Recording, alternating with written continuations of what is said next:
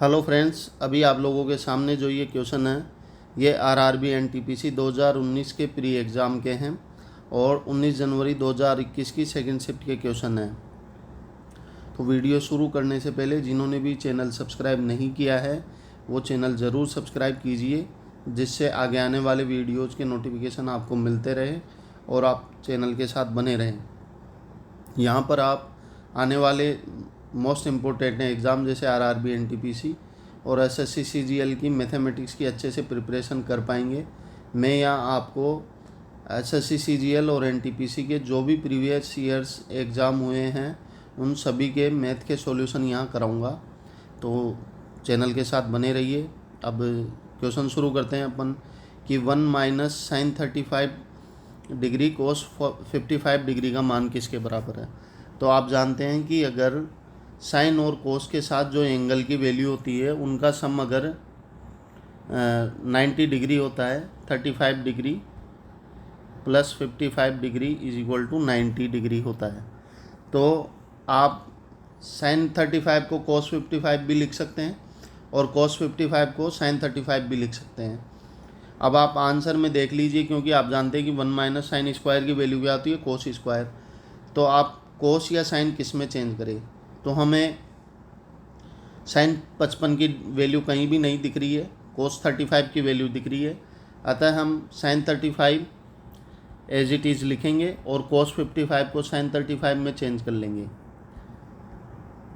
तो ये हो जाएगा 1 माइनस साइन स्क्वायर 35 और 1 minus sine square 35 cos square 35 के बराबर हो जाएगा।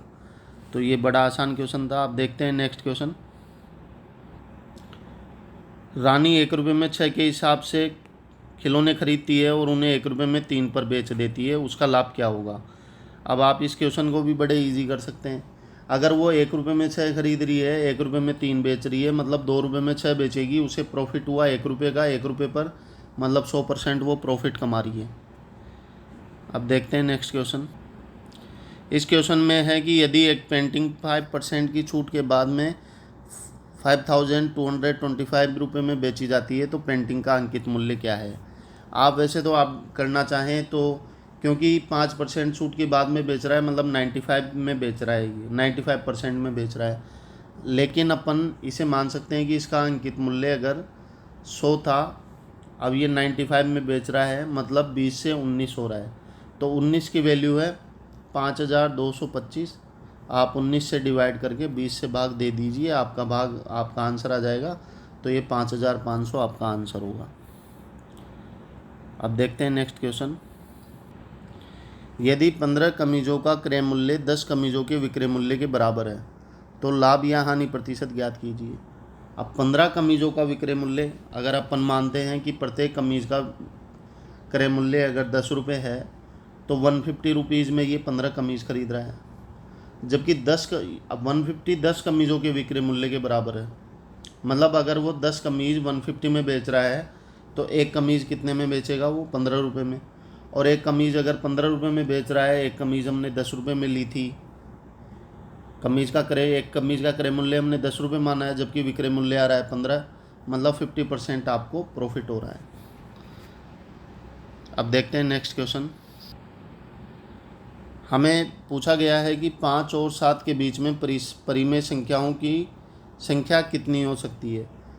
तो 5 और 7 के बीच में अनंत परिमेय संख्याएं हो सकती है, इनकी कोई फिक्स नहीं होता है परिमेय संख्याएं, तो क्योंकि परिमेय संख्याएं 5.00001 भी है, 5.1 भी है, 5.2 भी है, 5.2.001 भी है, तो ये अनंत संख्याएं हैं जो कि परिमेय संख्याएं हो सकती है। तो इसका आंसर होगा ऑप्शन बी, अनंत। तो फिर मिलते हैं चलो नेक्स्ट वीडियो के साथ, तब तक के लिए जय हिंद, जय भारत।